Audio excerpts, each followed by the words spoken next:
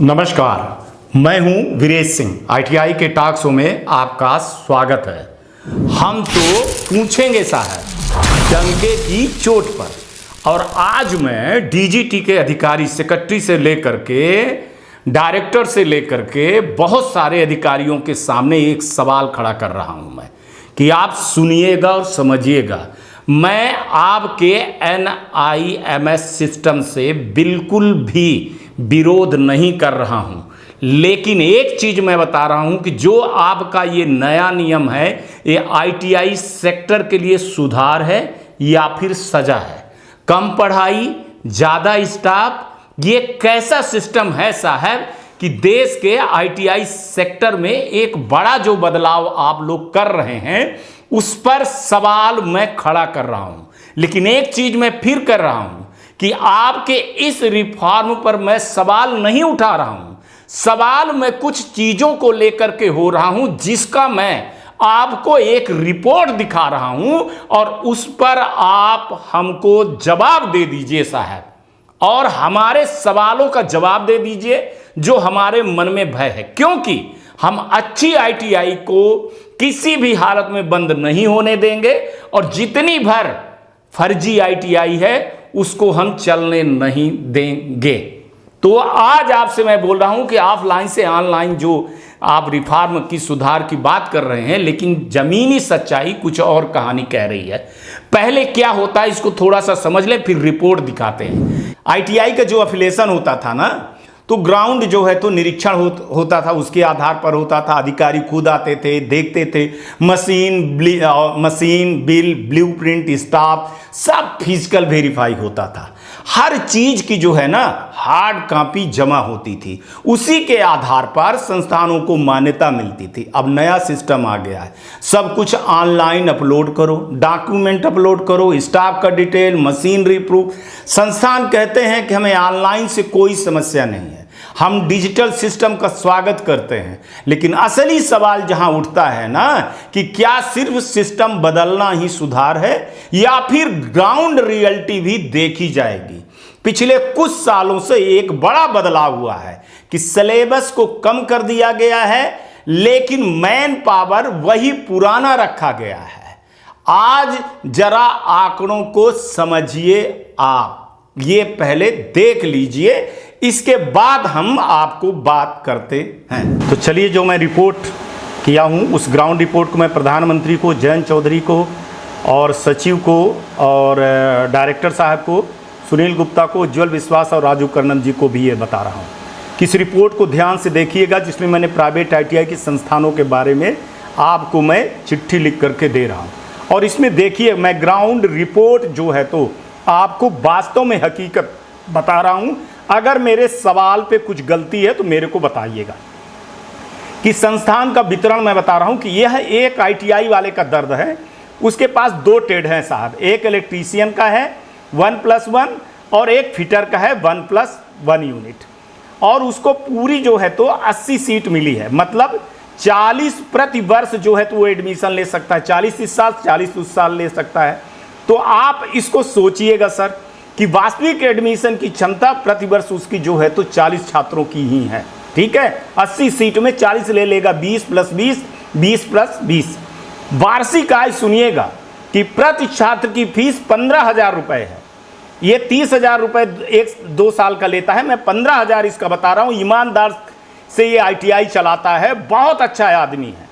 कुल छात्र इसके 40 हैं और इसकी कुल आय जो है तो 40 को अगर 15,000 में कर दें तो लगभग ये 6 लाख के लगभग प्रतिवर्ष इसका आता है। इतना पैसा आता है 2 ट्रेड में। ठीक है, खर्चा सुनिएगा तो आपके होश उड़ जाएंगे। इसने ईमानदारी से बोला कि सर मैंने स्टाफ में 2 आदमियों को रखा है और वही 2 आदमी हमारे पूरा काम चलाते हैं, जिनको मैं 12,000 रुपये देता हूँ, मतलब 24,000 रुपये दोनों को मिला करके। तो साल भर में इसमें 2,88,000 रुपये हो जाता है। एक चपरासी रखा हुआ है जो 6,000 रुपये देता है और वार्षिक उसकी जो है तो कितना 72,000 के लगभग होता है। यही प्रिंसिपल हैं, यही डायरेक्टर हैं, यही ऑपरेटर हैं और यही बोलता है कि सर सबसे पहले हम मशीन उशीन खोल करके झाड़ू पोछा करके सब कुछ कर देते हैं, लाइब्रेरी भी कर देते हैं, सारी चीज़ें ऑपरेटर का करते हैं सर, क्योंकि प्यून जो है तो पानी पिलाने चाय पिलाने तक का ही काम करता है, और वो भी जो है तो 4 घंटे के लिए आता है चला जाता है, 6000 में इतना ही मिलता है, बाकी नहीं मिलता है। तो सोचिए कि एक ITI वाला किस दर्द से गुजर रहा होगा। बिजली का खर्चा बता रहा है कि सर 3600 रुपये आता है के लगभग से लेकर के 3600 रुपये आता है, तो ये लगभग 43,000 के लगभग जो है तो इसका बिजली का बिल आता है साल भर में। भवन जो इसने किराया लिया है, मैंने देखा है कि बहुत अच्छा है, उसमें हॉल बने हुए हैं, 2 क्लासरूम है, 2 इसके जो है तो लैब है, हजार के लैब है, फिटर के, इलेक्ट्रिकल के, लाइब्रेरी बढ़िया बनाया है, कंप्यूटर बहुत अच्छा है। 22,000 रुपये ददे रहा है। अभी कह रहा है कि अभी वो बढ़ाने वाला है सर, 26,000 रुपये करने वाला है, लेकिन मेरी औकात नहीं है। जिसको वो बोल रहा है कि 2,64,000 रुपये साल में देता हूं। मतलब आप यहां पे समझिएगा कि 2,88,000 स्टाफ को दे दिया, 72,000 प्यून को दे दिया, 43,000 बिजली का बिल दे दिया और 2,64,000 रुपये किराया दिया।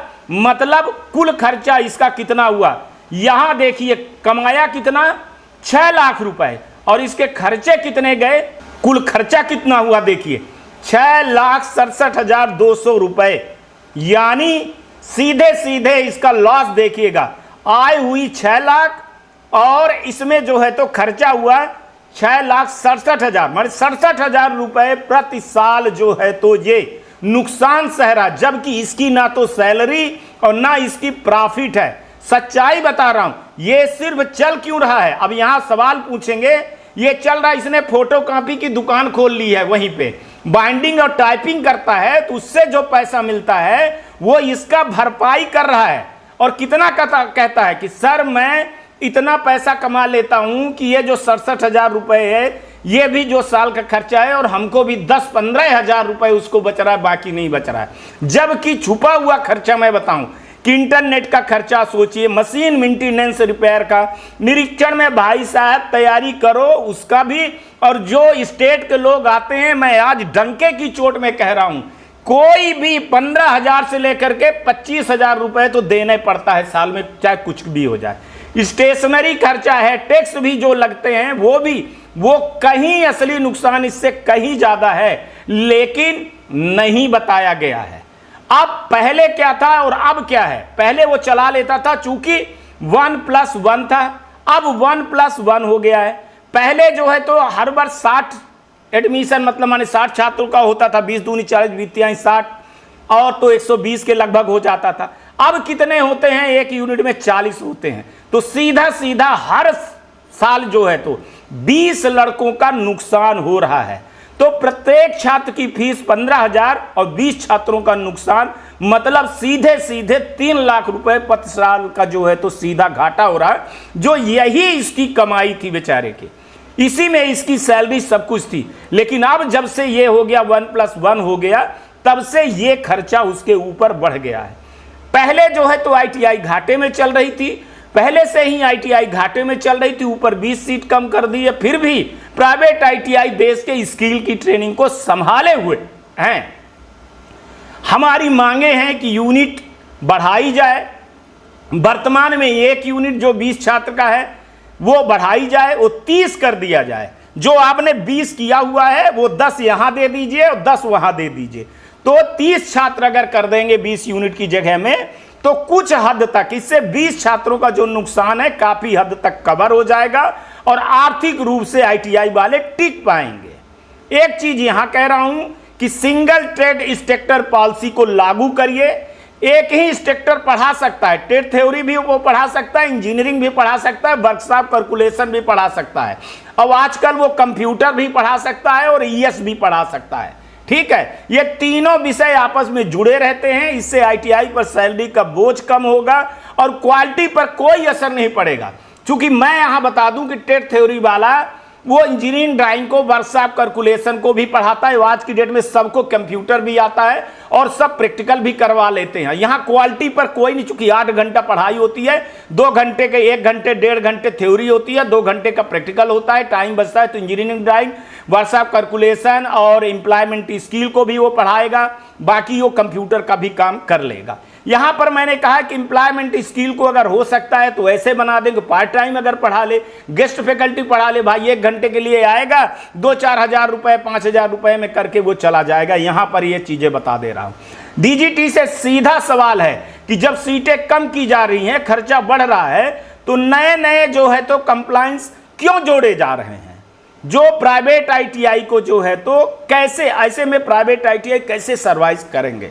चेतावनी कर रहा हूं कि अगर तुरंत सुधार नहीं हुआ तो हजारों प्राइवेट आईटीआई बंद हो जाएंगे। स्किल इंडिया के मिशन पर इसका सीधा असर पड़ेगा। एक तरह से निष्कर्ष कर रहा हूं कि प्राइवेट आईटीआई कोई बिजनेस नहीं है, बल्कि स्किल इंडिया का बैकबोन है, रीढ़ की हड्डी है।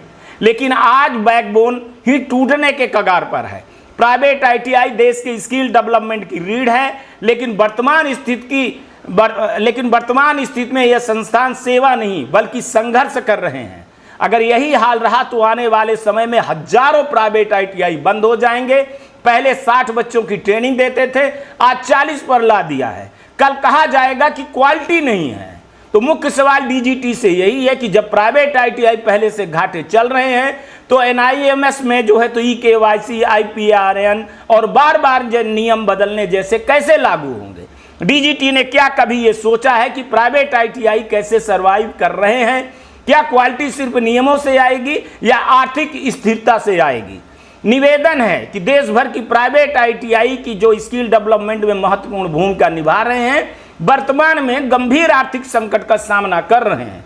महोदय, यह विषय केवल आईटीआई संस्थान का विभागीय तक सीमित न होकर के शासन की पारदर्शिता और विश्वसनीयता प्रणाली की साख में प्रत्यक्ष रूप से जुड़ा है। अतः इस सुझाव पर संवेदनशील, निष्पक्षता एवं त्वरित कार्रवाई की अपेक्षा है। और यहां पर मैंने ये पत्र लिख करके ये रिपोर्ट दिया। अब इस पर जिसको सवाल करना है ना, तो हमारा नंबर है, चाहे वो इंस्ट्रक्टर हो चाहे ये हो। देख लीजिए कि अगर इसमें इंस्ट्रक्टर भरेंगे तो कहां से पैसा देगा?